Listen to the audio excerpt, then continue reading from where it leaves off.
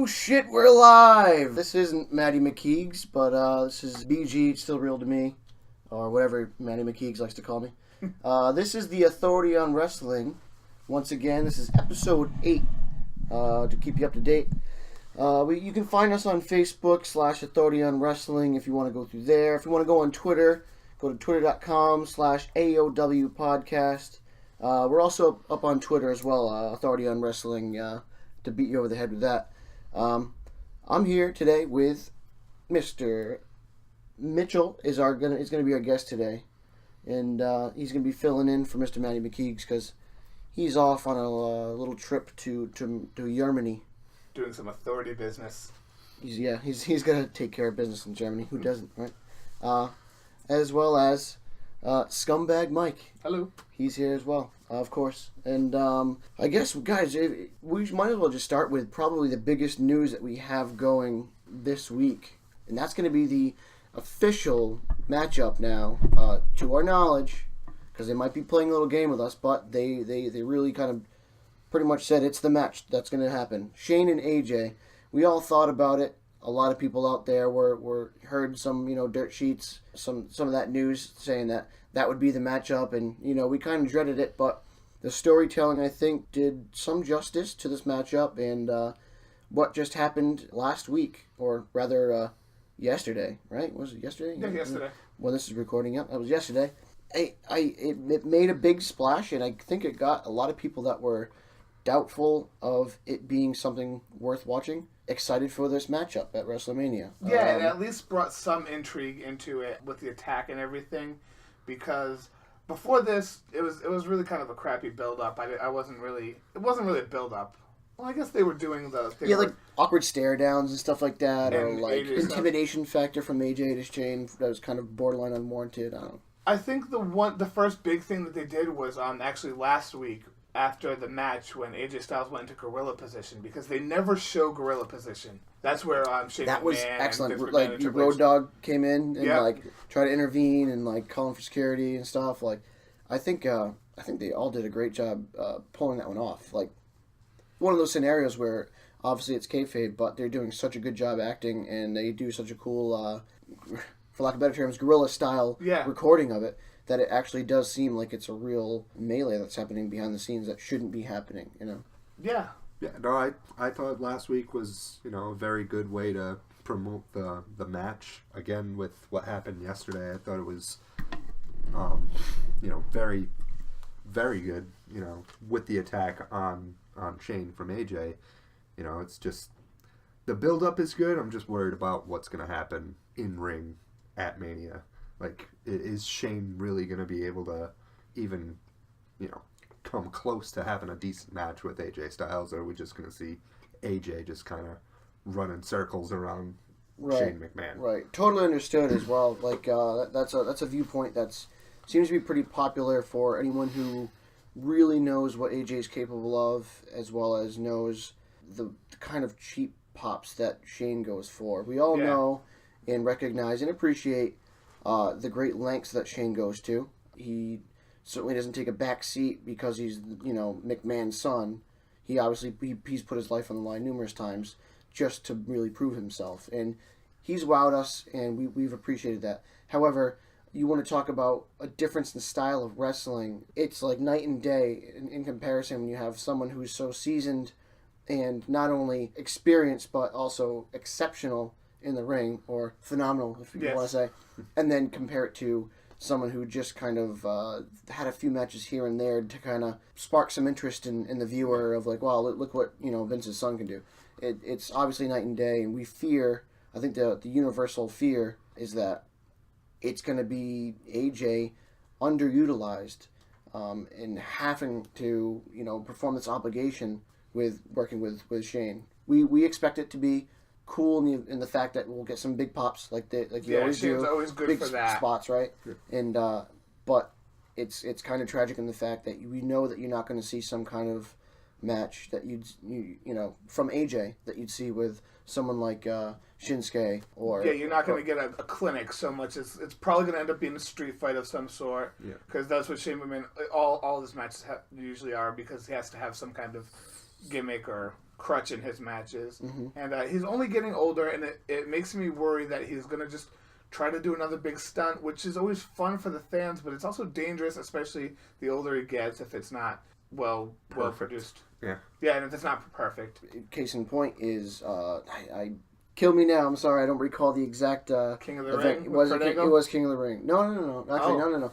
We're talking not too long ago when Shane leaped off of the turnbuckle from one side of the ring to the other, got speared by Survivor Series. Survivor Series. We Got got speared hit by by Roman, Reigns. and the timing was just slightly off, but that's all it took for him to be out. He was done. That's how brutal it was. But that's a perfect example of like just some spot that's planned that is going to make the crowd go, "Holy shit!" Yep. You know, and like you said, if it's not perfectly pulled off, you know, you're in fear that this guy's going to really hurt himself. Yeah. Which is good for entertainment value, and obviously Vince knows that. Shane knows that. Whomever else that is in charge and wants this to be a go-ahead for a match at Mania, they know that as well. They know that risk factor of keeping you on the edge of your seat is what puts butts in seats and is going to, you know, generate revenue. I am hoping that they throw some sort of loophole or something, you know, with how it happened, how the attack happened. Maybe they come out next week or the week after. They have next week Shane's still all wobbly, and they have it so that he's not cleared to wrestle. Maybe he has a concussion or Need something someone to stand like in for that. him, right? Okay. Someone can come in and fill in for Shane because of that attack, and that's when they can branch off and bring up a guy like a Shinsuke Nakamura. Which would be brilliant. And that really should happen, and I think the opinion of a lot of the WWE Universe, as cool as it might be for some people to see Shane, and like I said, we've seen it, we respected it, but we've had enough of it. We've seen it already. Thank you for all you did, Shane, and time to just play a different role. Stop. Yeah, he has nothing left to prove. Yeah. You had nothing left to prove. Like, no, it's good. That is a great idea, Mitch. I think a lot of people are on that same page where we want to see someone else. There's so many other people that should be called up right now, or due to be called up. Is this the time where this happens? It would be a good money match. It'd be a perfect opportunity. I actually read a comment. I read a comment earlier today on one of the Facebook pages, actually stating that when Shane came out on the very end of SmackDown Live, right, where they had 30 seconds, if that, not even. Which it was cool. So close. It was cool because he closes with paraphrasing here. You want a match at AJ Styles didn't have an opponent for WrestleMania. Now he does. Right. That's okay. what the line was. Perfect. So he never said he's gonna face me. I'm facing him. Something really so specific to him being the opponent. He kind of left that open a little bit. Yeah, he left a little bit of vagueness to it. Which is, I wonder if that was intentional. Is it unintentional? Is that the seed planted that Mitch is kind of speaking of, where maybe he's not cleared to wrestle, and you get, you know what, I got just the guy, and then sure enough, someone pops up. Yeah, that's an interesting take on it. It'd be a great scenario. Or even, you know, dare I say, there's an Olympic gold medalist that's going to be... That's too much of a dream for me. That's going to be, you know, in Orlando for the Hall of Fame ceremony. Yeah. So he was there, right? He was at his hometown. It was his hometown. He was there for the taping, and a lot of people expected him to show up. In fact, it's kind of... It's understandable to an extent, but at the same time, it's also very tragic that the match with American Alpha it was the main event. And the Usos, they're main eventing. They're putting on a pretty good match, yet the crowd was so distracted by Angle being present and them not receiving their angle that they thought they were going to get that night that they pretty much just hijacked and just kept on having Angle chants. Like I said, totally understandable, because who doesn't want him to show up? But I was even talking to some of my friends, Mitch here, and I said that all I would like is I don't want the music to hit and everything. All I want is at the end of the match, win or lose. If they won, Kurt Angle shows up at the top of the ramp and gives them a little nod. If they lose, just give a little shake of the head and walk away. And that's just enough of a seed where people lose their mind and they're like, oh, Angle is interested in these guys. I thought they were in his hometown. American Alpha was in the main event. Yeah. He was in the building. I thought all signs pointed that he was going to show up. But on the other side, he's still only 19 days away from being on a stage at WrestleMania. Right. He's going to be there, and people know he's going to have some kind of impact in the wrestling WWE business, Mm-hmm. whether it's a behind-the-scenes thing, a general manager position, which they talk about quite a bit with Mick Foley, or whether he gets involved in SmackDown somehow. But no matter what he does, it's going to be a huge add to WWE programming. Oh, absolutely. Absolutely. To have someone like Kurt Angle coming back in the first place, you know, being inducted into the Hall of Fame. I mean, he was only in the WWE for, what, 8 years? He was in there from 99 to 2007. Yeah, 8 years. 8 years, and he's a Hall of Famer, multiple-time champ. Yep. Left his mark in less than a decade. 2006, I think. Actually. So, Yeah, I mean, that's a good point. That's a very good point. And on a little side note about Kurt Angle, I don't know if anyone watched the show Bringing It to the Table, which is an amazing show. I recommend that. It's a very real, like, sports talk show that they do on the network. They've only done 2 episodes, Yeah, but they did a second one. Go in and out of like kayfabe and like going with the whole character thing, but then also being really just the business aspect of it and the true numbers It's game. very interesting. But yeah, Corey Graves did an interview with Kurt Angle, and he asked what he wants to do now that he's going to be in the Hall of Fame. And Kurt Angle said that he just doesn't want to be the guy that came in, made an impact, and then left and was a has-been. Like, he wants to do something else. He doesn't want the way he left the company, which was on a bad note. He said it was because of painkillers, and he wasn't having a good time with the company at the time. He wants to leave a better impact than that. So, I mean, be that what it may. It's interesting. Is that his impact upon? Maybe. Yeah, the thing is, he's still got those wrestling chops. Oh, yeah. And that's what's cool. It's not like you get some like, a lot of times, you know, case in point, a lot of people say Goldberg, right? Is like you get that like old person that like, oh, I remember that guy. Yeah, he was really good. Like, but you know, kind of washed up now, but it's still cool to see him. When it comes to Kurt Angle, it's like he could probably put on just about the same match that he would have in his prime, or for lack of better terms. Some might say he's still in his prime, or he's in his prime now as opposed to back then. I mean, it's a different kind of prime. I'd say he has a better psychological edge on the business now than he did before, because he has the experience and wisdom that he didn't have before. Absolutely. But where he might be lacking in some of the stuff he can do in the ring, which, don't get me wrong, he still can go in the ring. But where he might be lacking in that, he has the experience and wisdom now to help him out. So he can tell maybe a little better story in the ring without performing as hard as he had to. And he's such a magnetic personality that you can get him as a heel or you can get him as a full-blown babyface. And he's still so entertaining, and you would like to watch him. In my opinion, I think a lot of people would agree with that as well, though. That when he was on screen, it was always like something you kind of wanted to take the time to watch. Because you know, whatever he's going to say, if he's a heel, he's going to say something really raunchy or funny heel. Yeah. If he's a face, then he's going to be really goofy and lovable. Yeah. And then you get him in the ring, and obviously he's entertaining in the ring too. So he's like a win all around. Yeah. It'd be foolish not to bring him back into the business if he's willing to kind of kiss and make up with Vince and the company. Yep. And he's clean now. Yeah. He's got his head straight, and he's healthy. So it'd be excellent to see what he can bring to the product right now. Absolutely. Huge news on Raw, and that is. Everyone was wondering, including myself, being a huge Rollins fan, is the injury real? Is it going to put him out forever? Or, you know, at least past WrestleMania? It seemed very much real. I think it still is, but maybe not nearly to the extent as what we thought it would be. And on Monday Night Raw, this past Monday, Rollins' music hits, and he makes his appearance, comes down to the ring where Triple H is, and sure enough, right before he comes down to the ring, though, I believe it was right at the top of the ramp, right? At the bottom of the ramp, right before bottom of the ramp. Yeah, the bottom of the ramp, correct. Willy Wonka'd. I was gonna say, you beat me to it, you scumbag.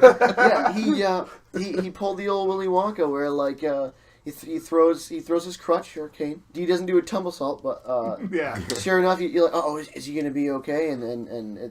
But people lost their mind, which I'm so happy because I mean I gotta give it to that crowd. That crowd was.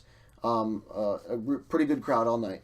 And, man, he got the pop that he deserved. I was so in fear, especially the night when he did his little interview in ring with Corey Graves. I was in fear because he didn't get a good reaction at all. Yeah. In fact, they had a CM Punk chant. It was a very cold crowd. Oh, my God. Made me furious, and I was scared for the future of Rollins and his push for him. And this time they popped, and it was, I think all of it together went really well. From his music hitting and the scenario that he's going to come to, who's aid, just because he wanted to. Yeah, who was in the main event that night? Triple H was beating up somebody. Oh, Mick Foley. It was Mick Foley. How foolish of us. Oh, man, that was... People listening, all two people listening are like, yeah. How do you not think of that right off the bat? Yeah. That was big news in itself. And that kind of got pushed to the side, too, because they told him to leave the ring. Mick Foley looked like he was going to say something, but then he left the ring, and then, like... Yeah. Sacco, we saw the return of Sacco. That's huge, too. That should have been one of our bullet points to talk about. Yeah. But that was cool, and you know what? It's funny, I was with my lady that night, and as soon as he kind of turned around in the corner with the turnbuckle, and he's got the back to the camera, and then they have the camera back on like maybe Stephanie or something like that, and then you hear cheering from the crowd. You hear the crowd pop real big. My lady was like, I think he's got Sacco, and sure enough, he turns around, and like it was a great moment just to see the return of. I mean, when's the last time he pulled out Sacco with short hair?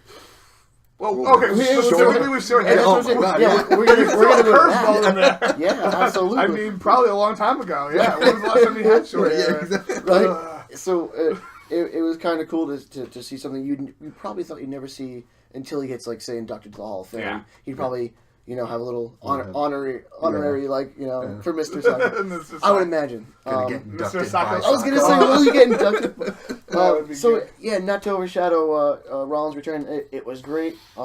It looks as if maybe he could still be in WrestleMania and face Triple H, or if not have a full match, at least be active to some to some degree. Yeah.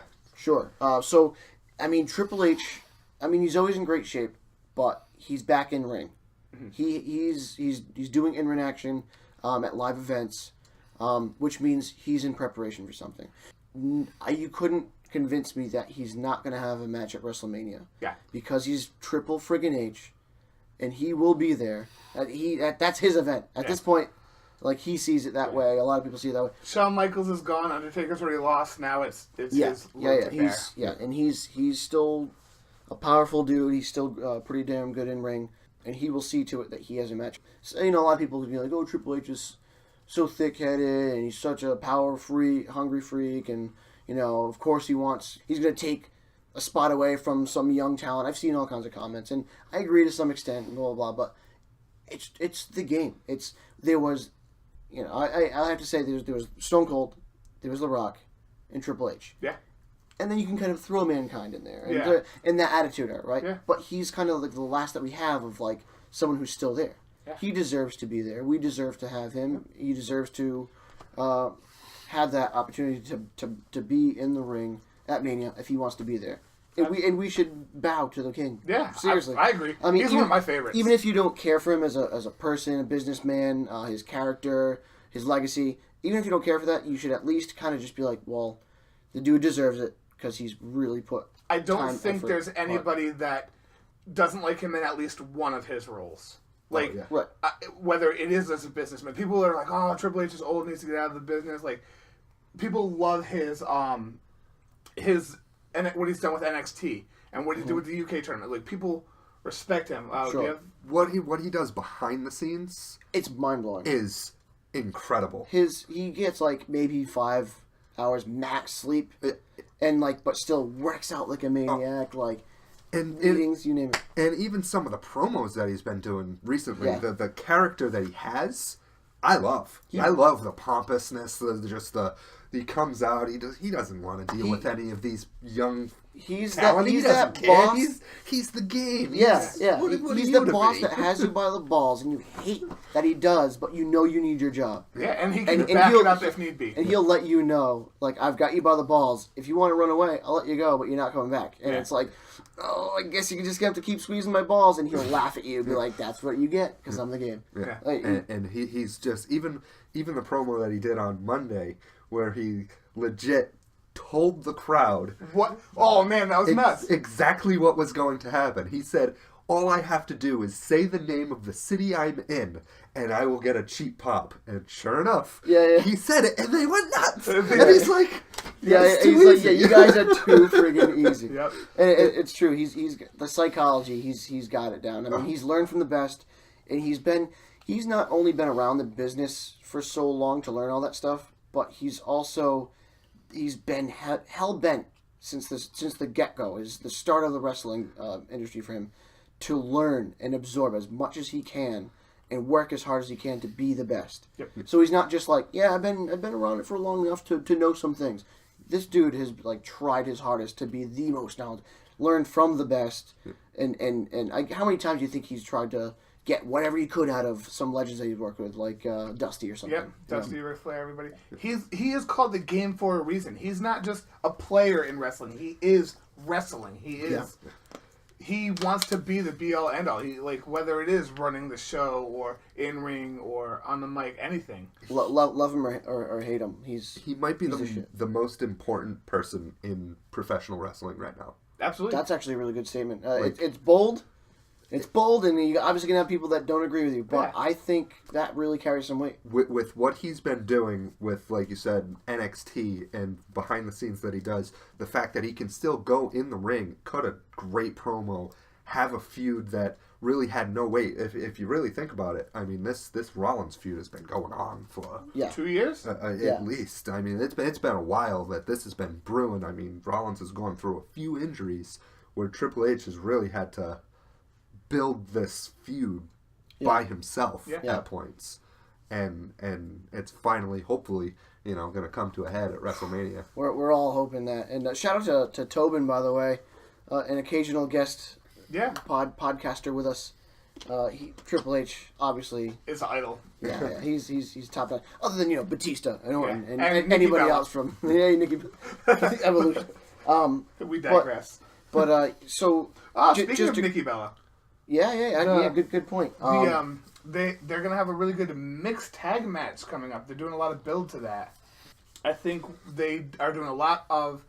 It says something to me when I'm more interested in a mixed tag match between John Cena and Nikki Bella and the Miz+Maryse than I am for like the AJ Styles match at this point with Shane McMahon. At this point. I gotta say, I said from the get-go that it would be intriguing because, to my knowledge, that you haven't even seen a Cena and Nikki relationship in a WWE ring.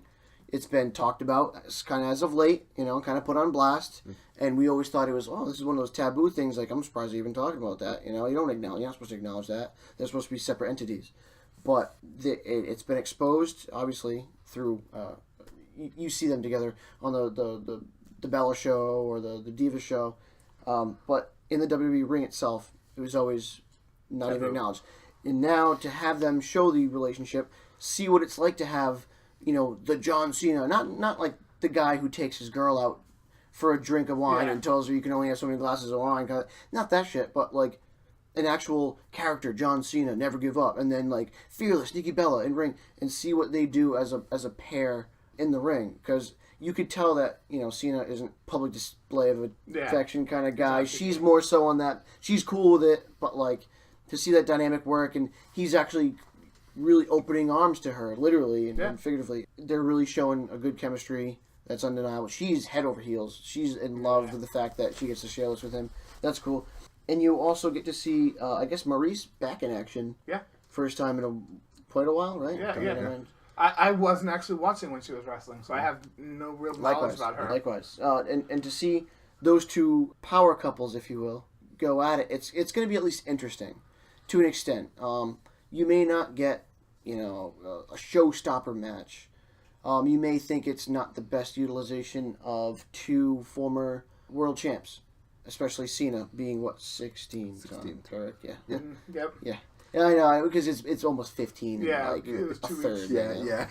But what do you think about this going into this match? I think it'll be interesting. I actually really enjoy having like a John Cena versus the Miz feud. I think that they work extremely well together. Loaded with charisma. Oh, just off the charts. It's incredible, and I'm not really a fan of Cena, but really enjoy the Miz and everything that he's been able to develop as a character from where he started to where he is now. Yes. And they just seem to have a very good chemistry about them. Yeah. To where they can make a lot of different things work, and I think that they'll absolutely make this work. They'll have a decent match, but the build-up will be definitely pretty good in the next coming weeks. And their shit talking is just second to none on, like on Miz's Miz behalf just on motor talking mouth, smack. just striking chords left and right, and like John Cena's like playing it off like it doesn't really bother him. He'll literally laugh it off and then kind of throw it back at him. It's really fun to listen to. It's an interesting dynamic too, like as Mitch was saying, where you have the Miz, where they're very opposite. You have the Miz who's out there trying to pull on John Cena's strings all the time, like trying to get him aggravated and everything, and it doesn't seem like anything's getting to Cena. I wonder if, like, maybe the week before or something's gonna happen where Cena just loses control and just like, I'm done with this. I'm done playing on, because you can tell. How many times can you poke the bear before, that kind of thing? Yeah, because I said a couple weeks ago that between the Miz and John Cena, when they did their in-ring promo, I think it was about 2 weeks ago or so, you could tell that they were having fun. Like, Cena was out there, he was happy to be doing that promo, and they were saying real stuff to each other, but it was fun for them. And I wonder if that's part of the story. Like, he's out there having fun, but then there's going to become a point where Miz becomes a real threat. Sure. And he's not just all mouth, and something happens. Maybe he pushes Nikki, or something small like that, where it's not like... And then it seems like, don't lay hands on my girl. Got to make it real to Cena instead of like, hey, I'm just having a good old time here, and just like, oh, I'll shut you up at Mania. It's going to be like a because real Maryse serious, can like, do stuff to Nikki, and then Nikki can defend herself. It's fine. But when if Miz does something, that's when John Cena can step in. And it does kind of have to get physical, I think. You're right. Yeah. Because, I mean, what kind of verbal punches weren't thrown and landed that like... He said some insane stuff on that Talking Smack. That was really good. You know what? Another thing that's kind of cool, it kind of speaks to SmackDown's thing.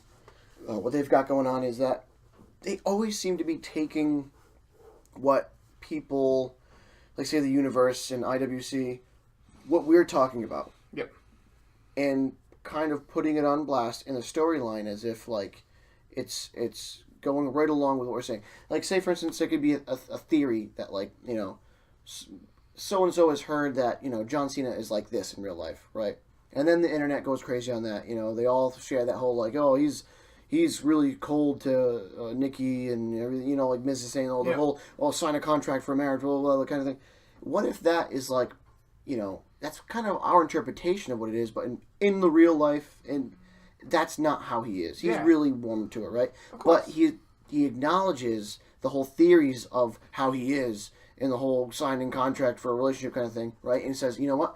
Let's put this in the storyline. Yeah. I feel like talking smack has really helped that, but SmackDown as a whole, and different characters have been really doing some making things personal, and kind of going off of like what the IWC kind of talks about, or some theories that, you know, the universe has about some of these wrestlers and their relationships and real life personas. It really goes to the writing and just the creative aspect that SmackDown has as opposed to Raw. I mean, if you really want to get into it, the writing and the creativity of SmackDown in 2 hours, you get more of a story in 2 hours of SmackDown than you do in 3 hours of Raw. Yes. By far. I mean, it's not even close with some of these storylines that are developing and how they're developing. Storylines we care about. Yeah. It draws people in, you know, and that's something that you haven't seen from SmackDown in years. Yeah. Paul Heyman was writing, I would say. Yeah, and it really goes to the team that they have writing. They have one of the, he was a former top NXT writer, is now doing some of the SmackDown stuff, and they also have Road Dogg. Jesse James is one of the big writers on SmackDown too, and he's been in the business forever, and it just helps them so much with the talent. It enhances the talent based off of the storylines. Sure, absolutely. It brings out the best in each other and everybody. For sure, and then the crowd really works off of that. They like it. Yeah. So then, in turn, the performers work off of that. It's a one big harmony. It's a symbiotic relationship that they have. Like, they're both helping each other. And it's a good, healthy working relationship that they have going on in SmackDown. Absolutely. Not saying that Raw doesn't necessarily have that. There are some points that You know, it's like, they're just a little bit more spaced out. And I wonder if they do have the. I wonder how many of the same writers are on both teams. Like, because I don't know for sure. Does SmackDown have a lot of the same writers as Raw? Does anyone know? I don't think so. No? I think that they have their own teams? kind of separate. They really wanted to have separate brands to see which one would work. Yeah. And how it's working. Some things on the wall, and okay, if this works, then we're going to try to go with that kind of thing. And it's like NXT, you know, there's a different team that goes through NXT, that goes through SmackDown, that goes through everything. And I got to say, once again, to the point I kind of made earlier, SmackDown seems to be really, storyline-wise, they're making things personal. And I think that's what really draws the crowd in as well, is when it is a believable feud. When you think to yourself, wow, I think these guys really do have bad blood. Or these girls, even the Divas division, you may not like the characters or whatever feuds are going on.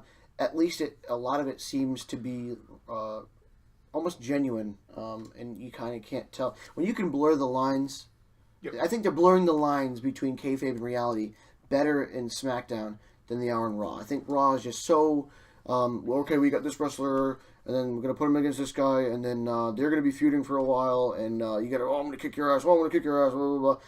And it's kind of just seems so boring and kind of artificial or just standard. It's one of those things with Raw, I can't tell if there's too many writers trying to do too many things or not enough writers where they're not really doing anything.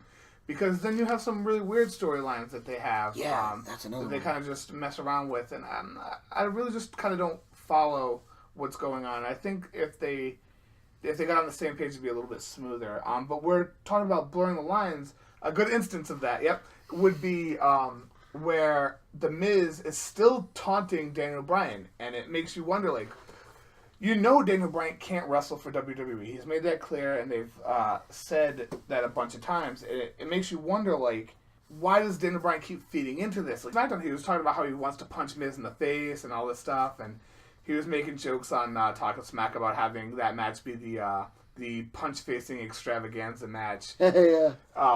It's weird, because I wonder what Daniel Bryan's going to do. Like, I wonder if he's going to end up, like, maybe pushing limits and trying to wrestle, or what's his future? He seems kind of adamant about wanting to get active again. He obviously seems passionate. He seems like he's kind of just going through the motions right now.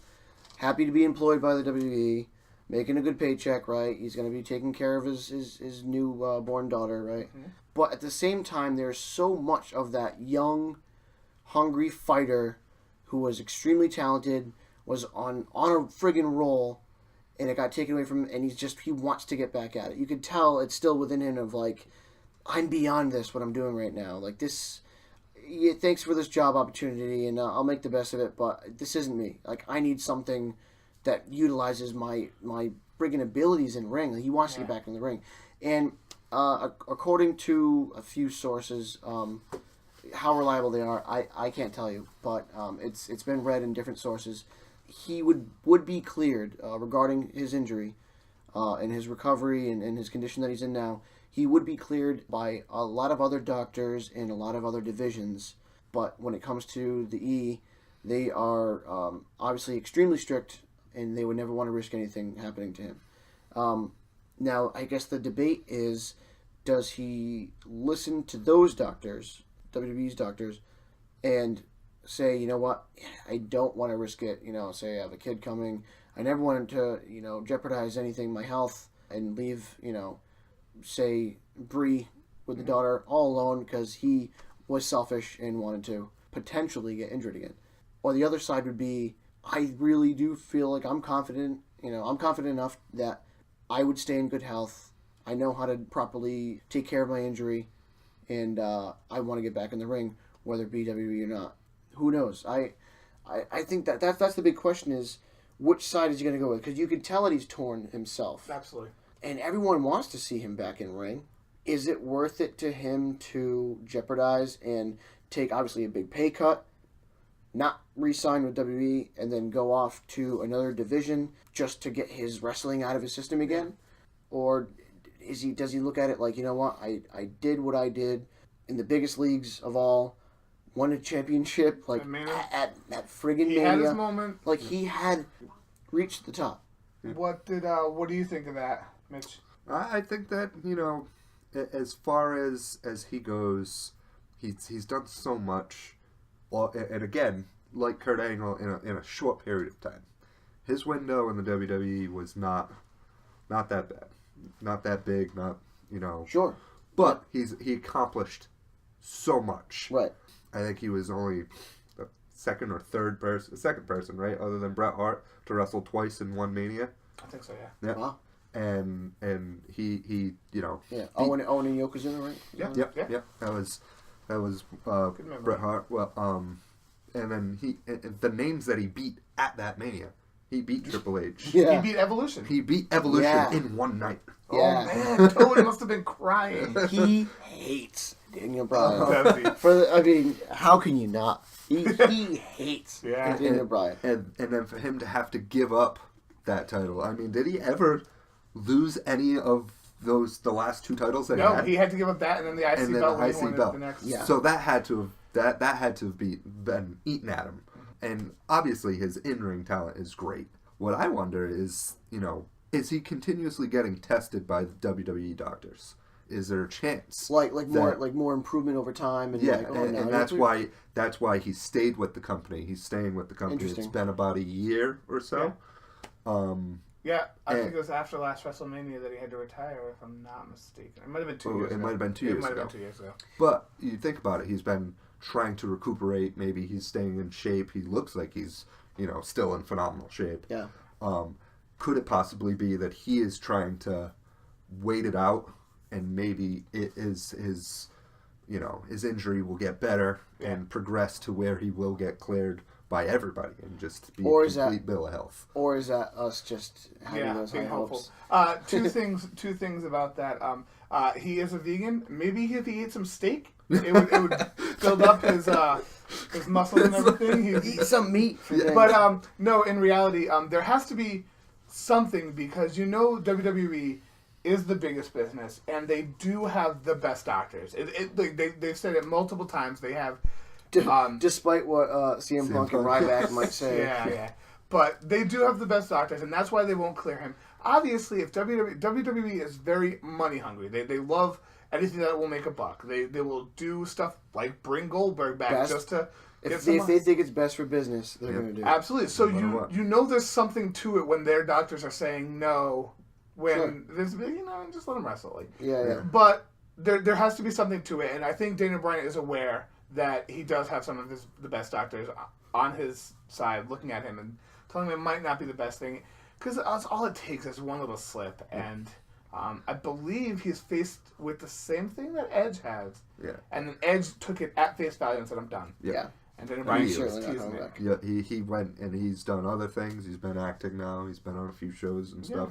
And he is completely at peace with Edge, Yeah, Edge, and he and Christian have their own podcast now, and which is pretty neat. They have a podcast? Yeah, they're in they're in competition of us. We can't. But, that's funny. Still on the SmackDown side of things, we have some people missing from pretty much just one big missing from action person, and it makes you wonder if it was a storyline thing, like if they're not addressing it for a reason, or if they're just kind of forgetting about it. Luke Harper. I just thought of something. Actually, literally just now, I just thought of something. Okay. In relation to the Shane AJ thing. Yeah. Imagine the pop that you'd get when Shane says, he's not cleared, but he's got somebody, and it's Harper, because people wanted Harper in the title match. People wanted AJ in the title match. And they had a good match. And they did have a good match. They did. And people, whether they're face or heel, they like AJ and they like Harper. Yeah. It'd be cool that those guys get a match at Mania among themselves. Although, unfortunately, it couldn't be for a strap. Yeah. That they'd still put on a great match that people would be interested in.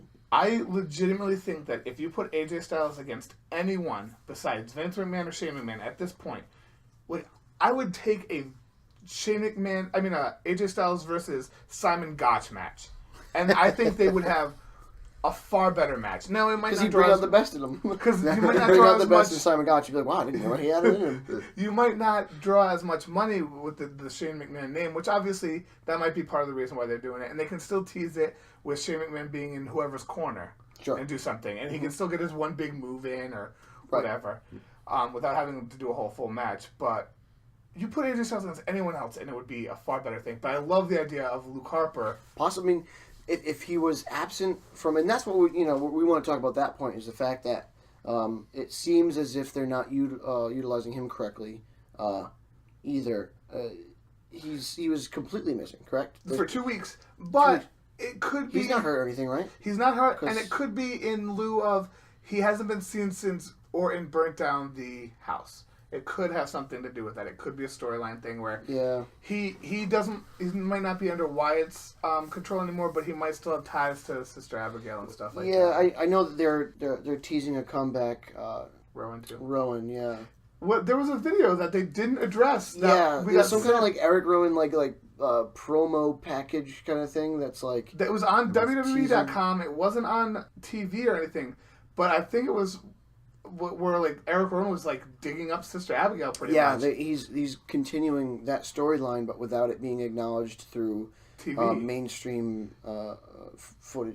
Yeah, very interesting angle that they're doing with that. And then you had Bray Wyatt rubbing Sister Abigail's ashes on him. Yeah, that was weird, and it's another dark turn that they're doing with that story. So, what do you think of that match? The WWE title match? Yeah. I think that the promo, first of all, on SmackDown from Bray Wyatt was phenomenal. Yeah, it was a good return to form for him. Yep. It was very good, just sadistic, to the point where they don't even need to bring back the family anymore. They could just have Bray Wyatt go on a rampage. I think this is a just great start killing everyone. Yeah, it's a great opportunity to drop the family now because cut the ties, and he's got motive now, and doesn't need his backing anymore. Yeah. And what if Sister Abigail was keeping Bray Wyatt at bay? Yeah. What if that was protecting everybody? What if Sister Abigail was actually protecting everyone from the real Bray Wyatt? And that'd be a great way to kind of make up for all of the the losing that he had to do or borderline jobbing in his early WWE. What a good way to pull off a long con. Exactly. Man, if they use that as a story where like Bray just constantly lost all this stuff because he wasn't allowed to unleash his full and now he's the powerhouse that we always thought he should have been. Yeah. And that's the reasoning. That's actually a great concept right there. And he goes into Mania and he just lays it on stiff, hard match with Randy Orton. Yeah. Ends up winning that match by himself with no help. Yep. And then takes Orton by surprise. Orton's eyes wide open oh my God, I didn't know this guy had it in him. Yeah. And then, the next time on SmackDown, have some random opening match and where he just comes in and just starts hurting people. He just comes in and starts taking over. Almost like the Braun Strowman kind of thing where he no matter who he was showing up against, he would just tear them apart and walk away. But a little bit more. I see what Mitch is saying. A little bit more where you could have say the Vaudevillains versus I don't know the Ascension. Sorry, I know the Ascension. Had to pick someone, but have those two teams go at it and then have Bray Wyatt just come out and destroy all four of them, where he wasn't even involved in the match. And just kind of hold it up. Sure, yeah. Take the mic and say something, but then you walk without away. even burying these guys, you could do something where Harper and Rowan tried to get him in control, and he was like, "I don't need you," and then attacks them. Yeah. Maybe not destroys them, but they get the point, and then they can go off and do their own thing. Yeah. And it's a good way for them to do a clean break and acknowledge everything. I do really hope that that's where they go with Bray Wyatt. Sometimes to where he starts doing some promos where it's just that dark area and it's just his face with the dreads coming down and his eyes just looking at the screen and just fading to black. More driven than ever. Yeah. And he's darker than he ever was, more mysterious than he ever was, angry and on a mission to just tear anybody in his way. If you think about it, his whole gimmick really was centered around Sister Abigail. It was trying to, do all of this stuff because of Sister Abigail. Yeah, for her. Now that's not there. it's just pure rage. Yeah. And that's what I hope they bring out of Bray Wyatt. For sure. Which would you really haven't seen something like that in the WWE in a long time, or really ever, for someone his size anyway. Right. So, back to the Harper thing. Do you think the writing staff kind of dropping the ball and like, oh boy, what do we do with Harper? Or I honestly think it might be storyline. Or I truly think it might be storyline. SmackDown especially has been doing a really good job with listening to what the crowd wants, acknowledging it, and then doing something with it. I friggin' hope so, man, because he got big pops, and that was a daring move that they made, right? To take Harper and be like, oh, let's put him in kind of like main event picture, and like maybe even go for the title at Mania, right? And that just on a whim. And obviously they know his ability, but he's never really been in that kind of competition on screen until that point. For the most part, he's always been tag or some other like mid-carder kind of thing for the most part. And they put him in a big picture, and he had the fans completely on his side. And he's really proving himself in ring. It also might be a way for them to cool off on Harper a little because he was getting so hot. Maybe they don't want him to take away from some of these other matches that they have. Totally understood. Because right now the Wyatt Orton buildup is very good. They're doing a very good job with that. And maybe if Luke Harper was still around, the fans might kind of like be like, why isn't Harper involved in this? Or like, it might be a way to like, maybe have him not show up until Mania, and then have him show up at Mania and do something involved with that match. Or it wouldn't be my ideal thing, but like, or have him show up the next week after SmackDown and be like, you guys forgot about me, and then throw him into the title picture somehow, without really affecting. Keeping someone out of the public view is a good way to negate a situation before it happens, where like, if he's constantly around and doing something, the fans might just want it more, which we're already feeling. We're already feeling that missing bit. So basically what you're saying is that you have confidence in the fact like he's on the back burner just for the time being because there's something bigger that lies ahead for him.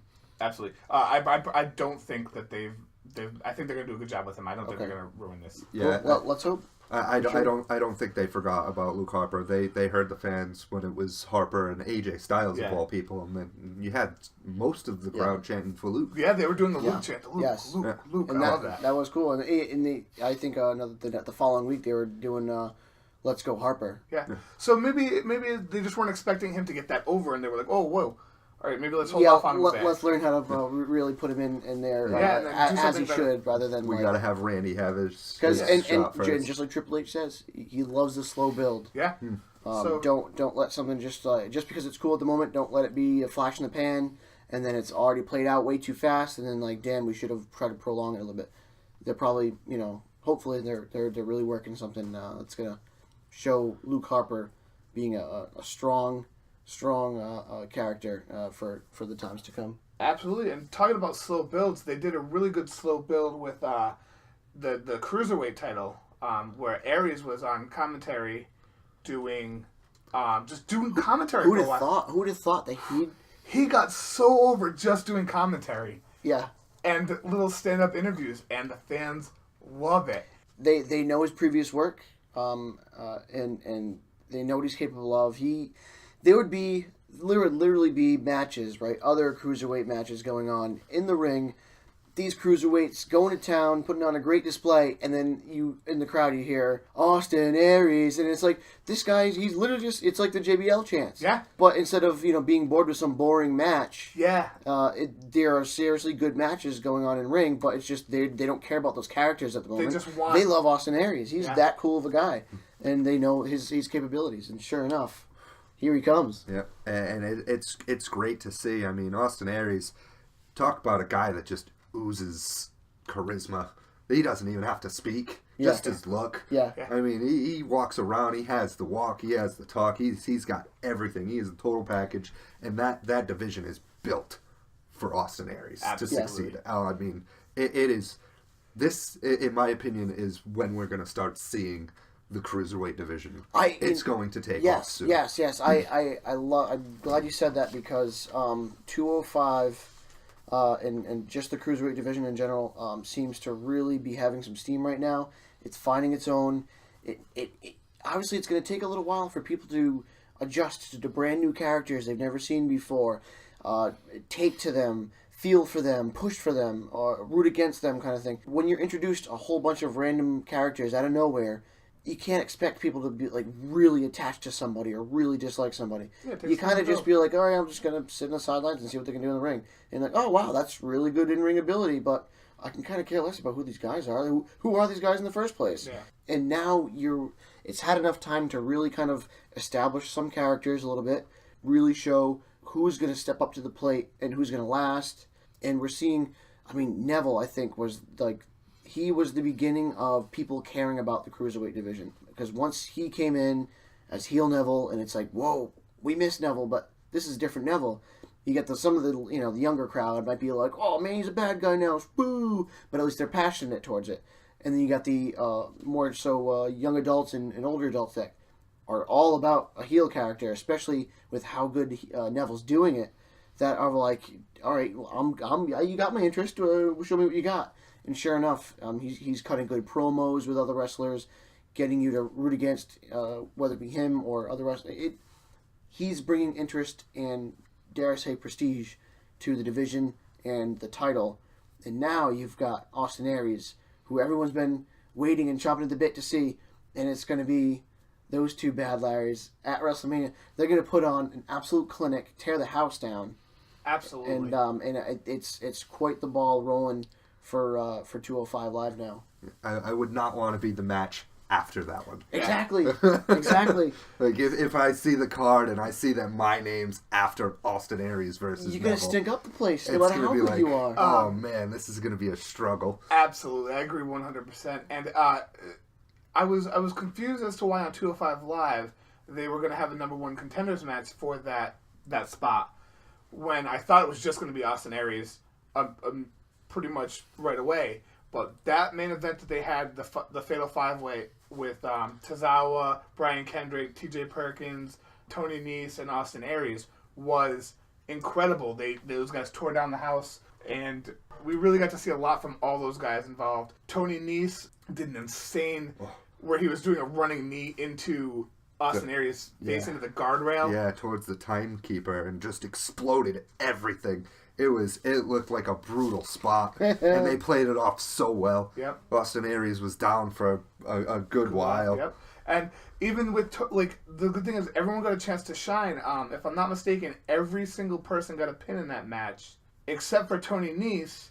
But Tony Nese got the huge spot with Austin Aries. And he was eliminated because he was eliminated first, so it really gave everyone a chance to shine. Tozawa did an insane diving headbutt through the ropes, and people love Tozawa. They're doing the chance. That's really getting some steam too, which is good. I love Tozawa. You can tell, he's a cool dude. He's fun. He's trying to bring enthusiasm and liven people up. And obviously he's great in ring, so he's one of those foreign characters that's very good with his English. No, I was shocked. He's very good, so he has that crossover where he can do that and be fine. Did you see? It's funny, the old man in me is coming out now. I can tell I'm getting older now, because it actually kind of struck a chord in me when Tozawa came out this week. Actually, it might have been for 205 Live. As he's heading down the ramp and he's doing the thing, right, trying to get the crowd behind him and doing that. And he kind of turns to the right, to the barricade railing thing, and there's this little guy, just this little kid, and he's already doing the thing before Tozawa looked over, and sure enough, Tozawa looks over and he does it right face to face, almost like they're doing an battle, battle, and Tozawa gave him a little rub on the head, that's it, little man, and then just kept on going, and he's not trying to play the big, I'm a superhero, I'm Goldberg, and let me high five everybody, or he made that contact with one. But it was it seemed unscripted, kind of just off the cuff. Looks over, sure enough, one of his little fans is right there, giving him exactly the reaction that he wants out of everybody. And the kid didn't miss a beat. He had his game face on, and right with him, and it's just cool. It's like one of those little moments that you go, that's what this whole industry is about. Absolutely. I loved it. Yeah, Tozawa brought a lot to that match. He was definitely the hype man in that match. There was a lot of times when he would go over the crowd and be like, come on! Yeah. And then he would get them right back in, because at that point they had been watching 3 hours of wrestling. Yeah, I was about to say, that could be a struggle too with 205 Live, is that it's right after a main show. When you see a main event of SmackDown. Yeah. True. And then... Very true. It's tough for them to go right after SmackDown. That's for lack of better terms, it's like having some huge band, right? You get like AC/DC, right? Close of the show. All right, that was quite a concert. But then after AC/DC is like these really good musicians, but you never really heard many songs from them or something like that. And it's like, how many people are going to stick around and stay for that? You know, it's like, we just saw the AC/DC. We're good. We got our main event. We got our main act. I heard those guys are good, but I'm out of here. Want to go beat the traffic kind of thing. It's kind of that concept where these guys really, everyone wants to get their money's worth and stay that extra hour. It's probably not too big of a deal, but sure enough, you have to follow that big act. Yeah, it's tough. It's kind of like they have to work harder to try and get people back involved into going to just produce a good show. Right, absolutely. But I do want to touch on one thing. There was a tag match, and I think that there is a very fun tag team on 205 Live that I hope that they continue with, and that's Jack Gallagher and Rich Swann. Yeah. I love it. When they were doing the dance at the beginning. It was those great. guys are entertaining. And I think this could help Rich Swann immensely because I think Probably why they're doing it. Gallagher is much better on the mic than him, whereas Rich Swann is just phenomenal in the ring. Yeah, and he's got charisma. He's a very lively, likable dude. Yeah. But as soon as you give him the microphone, you kind of just like, Absolutely. Dude. I don't know if I mentioned it here or when I was talking to some other people, but Rich Swann is one of those people, before he was doing promos and everything, he was the most over man. That's why they put the title on him. He was the most over. He got himself over by his in-ring work. He's one of the few people that I've seen that his promo work is a detriment to his character. It hurts him. Yeah. People have lost interest in him because of what he says on the mic, and it's weird to see that because take the mic away from him. A weird comparison, but kind of like Roman Reigns. Before Roman Reigns was talking, people loved him. Yeah. When he was with the Shield? It's almost like he needed like NXT. Like he'd still be at NXT working out that aspect. Dusty giving him the help with all that, and here's how to cut a good promo. And really he'd still be there until he was ready. Obviously, he's ready in the ring. Yep. He's incredible in the ring, but he's not a perfect 10 yet as far as the whole package. And if you're missing that something, perfect 10. Yeah, if you're missing that piece, then they're probably not going to want to keep the strap on you for very long, if at all whatsoever. Yeah. But like you said, he was over. They gave him the strap, earned it. It was really sentimental time too, right? Yeah. Was grandmother, right? Something like that, or that was just a story. His story going to it, he left home at 15. He had no family or anything. I think he mentioned something about his grandma at that time. But yeah, sure enough, you gave him the mic a few times, and he wasn't winning people over, and it's a good thing. Neville saved it. Neville saved it, and came in at a good time. And my question is, this Cedric Alexander, right? Being injured now, right? Yeah, 5 months, right?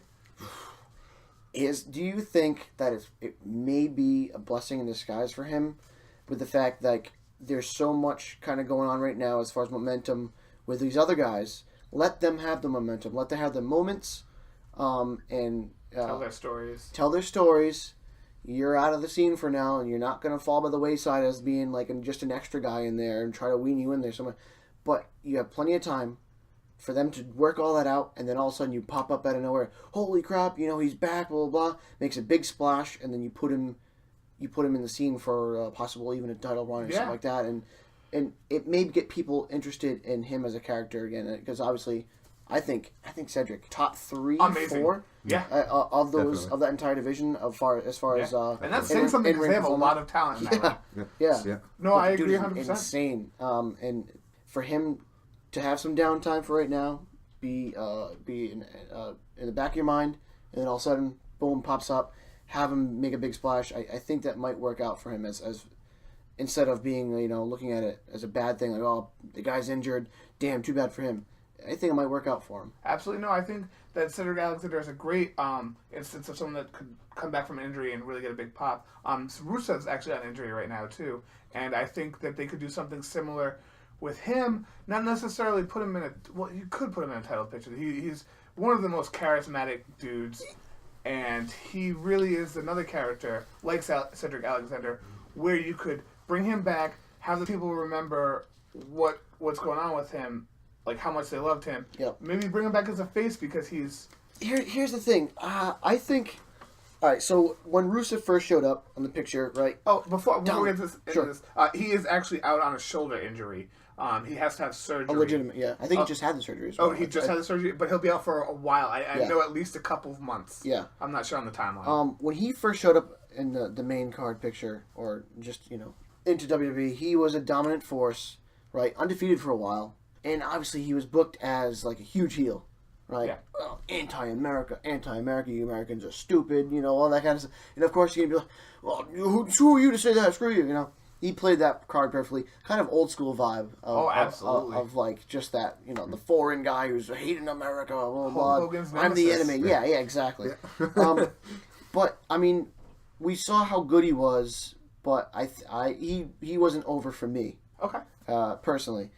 But I think in the past, maybe 5 or so months, maybe, roughly around there, he's kind of gotten a little bit of mic time here and there, and he's kind of shown his comical chops. I love it, and I'm not even sure if a lot of it is intentional, but there's something about his delivery, his accent, and his accent, and just his little quips that are so chuckle worthy at the least, and it's super entertaining. And I think whenever he kind of popped up with this whole handsome Rusev thing, it caught on. Even Corey Graves was just like, he would not acknowledge him unless he was saying handsome Rusev. Yeah. And he even probably told Byron, it's handsome Rusev, Byron, get it right, or something like that, And I thought that was great. But here's the thing. Dude cuts his hair, and apparently backstage heat, which completely understandable, because you just changed your entire gimmick with one haircut. And you got to know that. And obviously you didn't get permission from anybody back there, and that's something you have to bring. If you are a product, then how you look from head to toe is exactly the product that your company that you're working for is selling, and you change that on them without letting them know, you're obviously going to get some backlash from that, because now they almost have to rewrite. Like, you're supposed to be the Bulgarian brute who's like the long hair and the beard, and, kind of old school style. I'm barely even American, and I don't like your American customs. All of a sudden, he's got this like hip, really nice faded haircut, nice faded beard. Like, he went to the barber and was like, hey, give me a good one. That wasn't the Rusev that we knew, but he just popped that up out of nowhere. Now, it wouldn't be the first time that Rusev has done something that might have thrown his momentum off or direction off without permission of the guys from backstage, the powers that be, because that TMZ leaked photo or video with the engagement ring and all that stuff back when it was a full-blown storyline of them not together. Yeah, and him not together. with Ziggler and Lana. So he's gotten heat from that. He's gotten heat from this haircut thing. Sure enough, he has a shoulder injury. He's going to be out for a while. Okay, so you started off as this unstoppable force to like this guy who kept on losing and being a tag team partner with a rando, right? It's kind of the loss of direction. You don't take him serious anymore. You don't see him he's not wrestling John Cena anymore, U.S. title or whatever it may be. He just kind of seemed like he was one of those like Enzo and Cass kind of guys where, what do we do with him tonight? I don't know. Throw him against these guys. They'll be a good filler, right? And he deserves more than that. My opinion is, now with this downtime, with the shoulder surgery, it's a perfect opportunity for them to really get working, writing whatever they're going to do as far as a character gimmick change, or who he's going to feud with when he comes back, and how to write him in.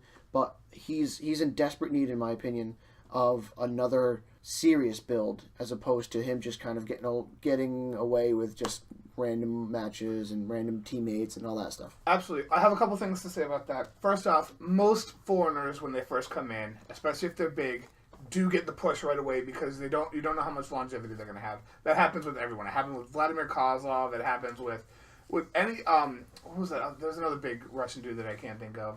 Arya Davari, not Arya Davari, his brother. But one of the Davaris, he ended up having a feud with like the Undertaker and stuff. Mm-hmm. Any foreigner that comes in always gets like a main event push right away, just because you don't know how much longevity you have with that. Sure. So I understand that's how he started. Secondly, you mentioned that this is not the first time that he's ruffled feathers backstage and everything, but The first time he ruffled those feathers, he was in probably him, Dolph Ziggler, Lana, and Summer Rae. Maybe not Summer Rae, were in the worst position they had been in to that point. That storyline really dropped their characters down. Oh, big time. When that story, the TMZ thing got leaked, it really kind of pushed that. It gave him another push. Like it gave him another reason that people would be focused on him. Yes, it did upset people in the back. But he was a losing machine at that point. I don't know if you remember that, but that was when you can almost tell he was getting punished. But then shortly after that, he got the big push with the what was that group that they had? With with the League of Extraordinary Gentlemen. Del Rio and that's not what they were called though. Yeah, I know what you're talking about. Yeah, but the United Kingdom, well, not like they were just the foreign exchange guys. All I can think of is the League of Legends. Del Rio and Wade Barrett. Yeah, and Rusev and Sheamus. Yeah. So he got a big push with that, and then League of Nations. League of Nations. That's what they were called. But every wrestler goes through like ebb and flows. I think that maybe he did just get randomly paired with this rando, as you said, Jinder Mahal, and he's hasn't been on quite the no offense to Jinder. No, the dude is insanely jacked. Yeah. Like, is he made out of rock? Yeah, he's cut as hell. It's disgusting. Yeah, I'm pretty sure he's fake. Yeah. Yeah. He looks like an action figure. Yeah, he literally does. He looks like an action figure. And he's doing really good in ring work as well. He's impressing me for sure. I think he's kind of winning some people over. Absolutely. But yeah, so it's just random. And it's just a random person that they put him with. And so now he did this thing, which might ruffle some feathers, but he'll be gone for a while. I guarantee when he comes back, he'll get another push. Like, he's one of those characters. He has more longevity than a lot of the other foreigners that have been around. Now, do you think it'll be a complete overhaul of his character? Do you think it'd just kind of be the continuation of what we just saw? Because now you can take advantage of the fact that he has this kind of gimmick, Handsome Rusev, which kind of was just, I think, an off-the-cuff thing that caught very on. Backhand, like just a comment. Yeah. I thought that was brilliant, right, with the nose guard and everything, right? That happened to just come in lucky, too, because he broke his nose the next week after that. You can use that Handsome Rusev gimmick with the new haircut that he got, or even if he wants to adjust it further from here, go for it now because you already went this far, right? And you can also maybe change the dynamic with he and Lana. You can maybe give him a different motive. Yeah. You can use his comedic chops more. Maybe give him the mic some more. Because he is, I think he knows, 3 or 4 languages? Yeah. Something like that, kind of like Cesaro. I think he I want to know 5 languages. I think Cesaro's 5, right? Cesaro's 5, Rusev is 5. Rusev is 5 as well? Yeah. And Lana can speak 3. Yes. So it'd be almost foolish not to kind of give him the mic a little bit. It's almost like Kane is a brilliant speaker, right? And obviously you don't want to, have Demon Kane back in the day, the big red monster, big red machine. You don't want him just talking up a storm because you kind of lose that character. But who'd have thought that this guy that was silent for years, you give him a mic years down the line, and it's like this guy not only is extremely intelligent, but he can talk with the best of them. And it's like they're trying to get Roman to talk, and it's like the most painful thing to have to try to listen to. The dude is clearly charismatic, and with a character like that, who the fans like, he's charismatic, and he's good in the ring. He is the total package to an extent, and I think that he's not going to go away anytime soon. I think he'll definitely get maybe a repackage and a skin. So I think that's about it for tonight. We do have a bonus topic, though, as always, and I've come up with one this week. With WrestleMania right around the corner. I mean, I don't know if this might take a couple minutes for you guys to think so you can talk it out. And it doesn't have to be the best match you can think of. One guy from Raw, one guy from SmackDown, even if they have a match as of right now, what 2 guys would you put together in a fantasy WrestleMania match? As far as current roster, current roster, active, healthy, that's... So we're talking about injuries, we're taking away injuries as well. Yeah, so as long as they're fantasy, a healthy, active wrestler... I think I know who you're going for, and I'm going to go with it too. So you put 2 active dudes, one from SmackDown, one from Raw, in a match that has... just a regular match, or could we add... You can add stipulation if you like. 60-man Iron Man match, Finn Balor, AJ Styles. That's good right there. Yep. Perfect. I was going to say, off the top of my head, I think that'd be a tear the house down. And it's a cool stipulation, 60-man Iron Man, that's cool. I didn't think that far into it, but those 2 dudes, I think it's not. You know what? Maybe that's what they're saving for next year. Maybe they're saying don't let AJ burst his bubble so soon, right? You had a title run. Have him still be in the picture as far as like being in a big high profile match. Obviously, has his Mania match, but next year, this guy is going to be facing Finn Balor or for championship or something like that. So many matches, right. They probably don't want to overplay AJ Styles quite yet. That's my guess. That's my trying to find reasoning with having to have him not be in the title picture after he just dropped the strap, and he's so main event worthy. It's got to be saving for bigger and better things for the years to come. Absolutely, yeah. There's definitely the potential with him. But that's I'd have to go with Mitch there and same exact match, nothing different. Maybe not the 60-minute thing. I think that's a great idea because those guys can go 60 damn minutes. That's for damn sure. And it's like it's almost like the like Wrestle Kingdom or something like that, where like you're gonna have a match time of this one was 49 minutes and some of like that.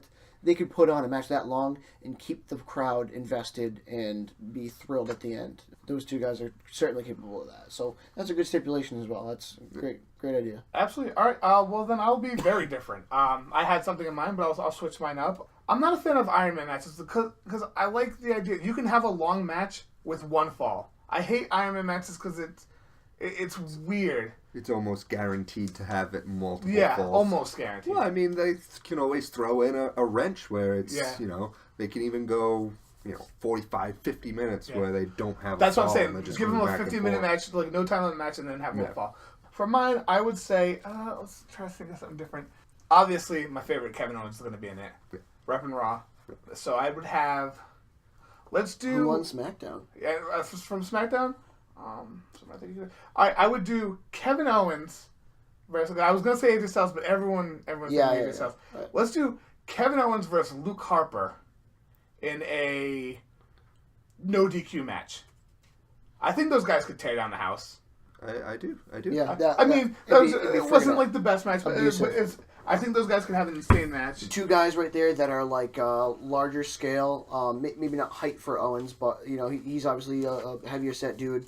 And Harper is relatively heavy set. He's certainly lost a lot of weight and cut down, but he's a giant dude. Both big guys that are super agile.